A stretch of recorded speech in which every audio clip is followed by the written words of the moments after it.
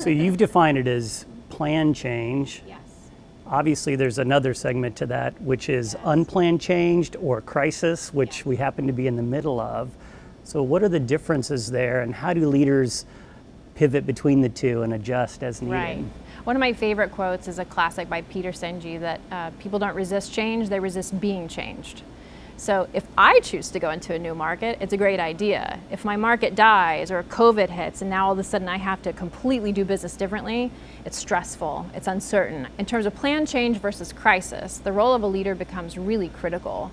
So if you think about change management being the structure, the process, the strategy, the what, change leadership is who's doing it, how are they doing it.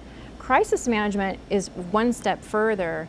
But in the very beginning of a crisis, you have to go immediately to the directive leadership again, right? So a colleague of mine, Mary Waller, studies crisis teams like miners, for example. There's an explosion in a mine. What do? You've got to have frequent communication. It needs to be short. It needs to be direct, not very complex communication. What's more interesting to me is what happens immediately after the crisis. And that's where we are right now with COVID. We're not in the crisis, but we are in the crisis. So we're not in those first few days of how will we do business. We're in the, what does this look like? It's a very, very uncertain time. And so it becomes even more important, that change leadership that I talked about, connecting with your employees, asking how they're doing, what's working, what's not working. That becomes incredibly important in crisis leadership because that's the time when people are the most fearful. They don't know where this is going. In terms of creating stories, they don't know how the story is going to end. They don't even know where the next chapter is going to be. Will I even be in this next chapter with the company? So sharing information, asking how people are doing, checking in with them as frequently as possible. Those are the keys to crisis management, or crisis leadership that we really like to see highlighted. Yeah, this COVID challenge that has hit us has put an incredible amount of stress on our system. I know it's put a tremendous amount of stress on me as the CEO here, and recognizing that I've got 350 families counting on the decisions I make. But it's also, I recognize it's my turn. I got to lean in really hard here, and I've got to get up there and figure out a way. And we've been over communicating. So for us, it's become daily emails for me, weekly all company Zoom meetings, and I think and daily meetings with our emergency response team. So I have 19 leaders that represent really the leadership of the company, and we have a daily Zoom meeting to get us through this. But you're right, we're right at that next phase where I recognize we're going to see a new normal, and so we're balancing what does the next chapter look like, but recognizing that we're all through this together. So our rallying cry here has been we're going to keep rowing until the wind catches our sails, recognizing that this is a storm and everybody's got to do their part to get through. So what are some of those things as you're talking to leaders like me and you're thinking, okay, you're about to hit that next phase, what are some of those key steps that you see that you can guide us on and make some recommendations out there? So one of the things I think you've hit on that's really important is a saying Rosabeth Moss Kanter wrote in 2001, a blog for Harvard Business Review, and she wrote, when you can't provide certainty of outcome, provide certainty of process. So we don't know where this is going, but we know that every day we're going to hear from Jason. That's really super important in these times.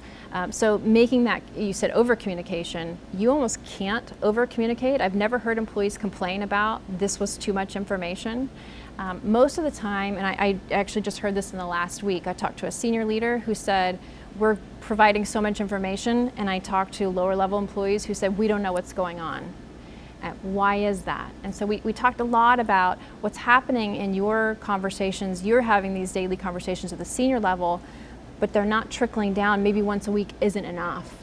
And so really thinking about what does over communicating mean? You almost can't go too far. People will let you know when it's too much, and quite frankly, it's not typically too much. The things I hear that people are concerned about are, do I have a job? Will my pay be the same? Where will I work? If I come to work today and you say I'll be 6 feet apart, is that really going to be is possible? Those are the things that they want to know. At the same time, the leadership is saying, can we make our payroll, right? And so we've got a lot of different things circulating at the same time. And so I think that idea of we don't have certainty of outcome provides certainty of process. Okay, every Monday I'll give you an update. Or end of day every day, you'll see an email from me summarizing what we know. It may not be any different than the day before. That's what I tell people who are in my department. I may not know anything, but you're gonna know what I know. And that seems to help people to just make the bridge one more day. I think the temporal depth, the temporal horizon has to come in quite a bit in this time. I love that certainty of process. So that tells me we're marching down the field the best we can, and I think we've done a good job here. It's been an interesting experience as we started to think about, overnight we went to a work from home environment. So we were set up, 100% employees had laptops, so in a 4-hour period, everybody was able to work from home. I had no idea it was going to last for weeks and weeks and now months from a time standpoint, and we've just started to open up our headquarters. And so we went through while everybody was gone as we really thought about the workspace of the future and what is the new normal going to look like. So as you walked in today, you got to see more walls in the space and acrylic panels up, and everybody was in masks and we're checking temperatures at the front.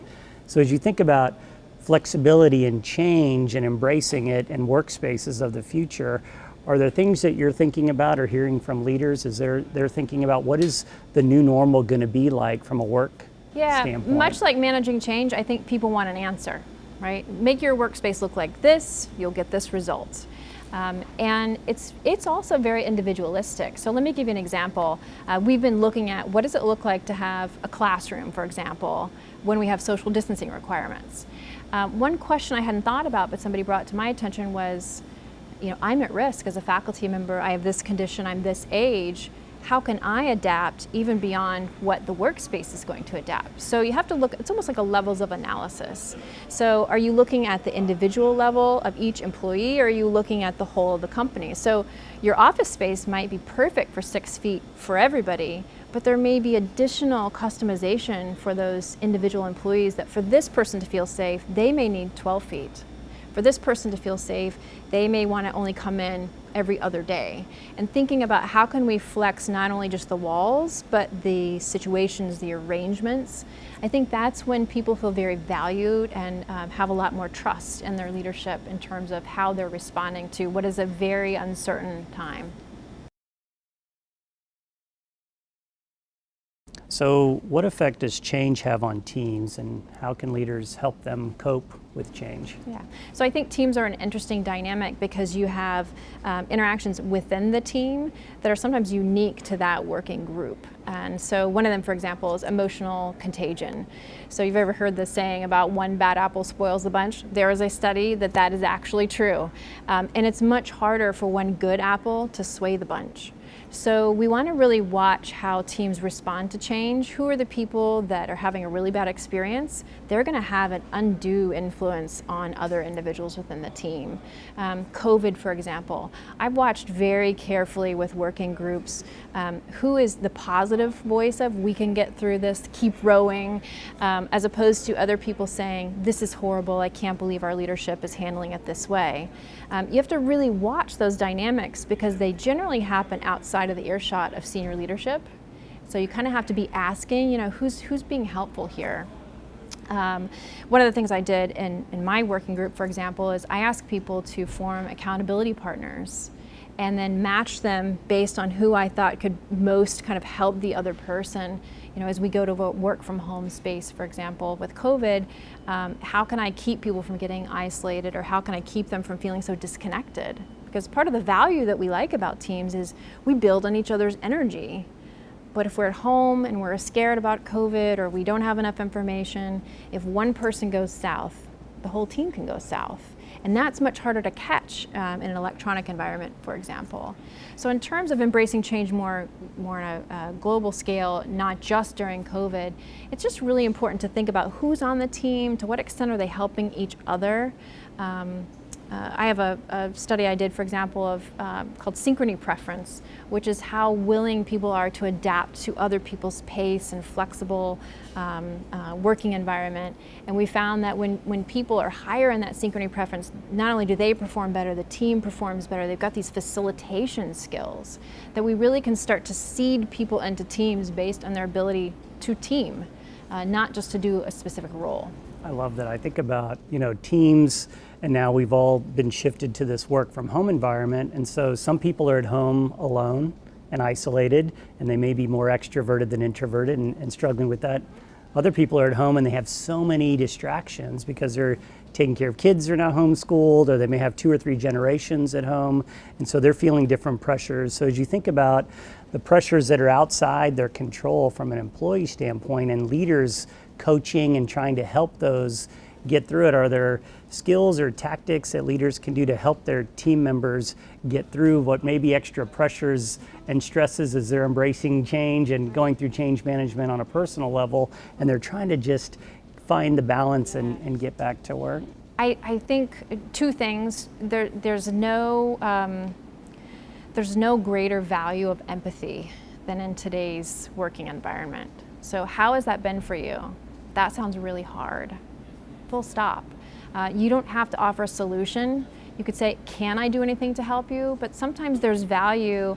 I've done this a lot with my team, for example, because academia, we work pretty independently anyway, but now we're completely remote. And just to keep checking in with people, how was it this week? Oh, wow, that sounds really tough. Do you want to talk? I can't tell you how many different people have reached out and said, that really meant so much to me. Just as many employees, though, that will say, I'm good. And I have to respect that and be empathetic to that as well. The second thing, too, is just the value of trust as a leader. And there's a saying that you can't develop trust, but you can be trustworthy. And so if you think about the way in which you can be trustworthy, do what you say you're going to do. If you say you're going to share information, make sure that information gets shared. If you say you're going to follow through or get somebody a different working arrangement, it doesn't sound like it's working for you with your kids at home. Let me see what I can do. Follow through. That pays huge dividends, and I think those are the connections that employees feel with leaders, that when the crisis is over, whatever that means, that's what makes people want to stay. They're connected to their leader, they're connected to their company that took care of them, that had that empathetic, trustworthy kind of response through a really difficult time.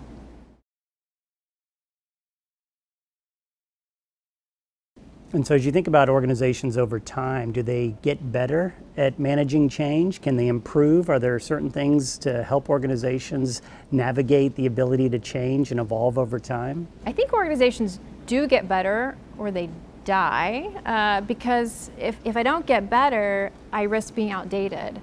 But I would amend your statement a little bit and say it's not organizations that get better, it's leaders that get better with change, and it's employees that get better with change. Organizations are only made up of the people within them. And so if you're great at dealing with change and you leave, who comes next and what's their approach? Hopefully your culture will have that kind of embedded into the system, but the next leader has just as much of their own viewpoint. So I think what will be interesting post-COVID is to see who really came out of this a stronger leader. Pat Wright, a professor at South Carolina, wrote a great blog post recently. He's the director of the Center for Executive Succession. And he said the silver lining about COVID is that we'll see the real leadership potential. Who, when they had no resources, no information, no certainty, stepped up and rallied an entire team or found a new market. Those are the people we want to pay attention to. We can look at high potentials and say, oh, this person looks like a leader, this person seems like a leader. But when they're actually push comes to shove and things are really, really tight, who was a leader? Who naturally emerged? So I think, yes, organizations get better at change, but it's by seeking out and rewarding those individuals and teams that handled change so well.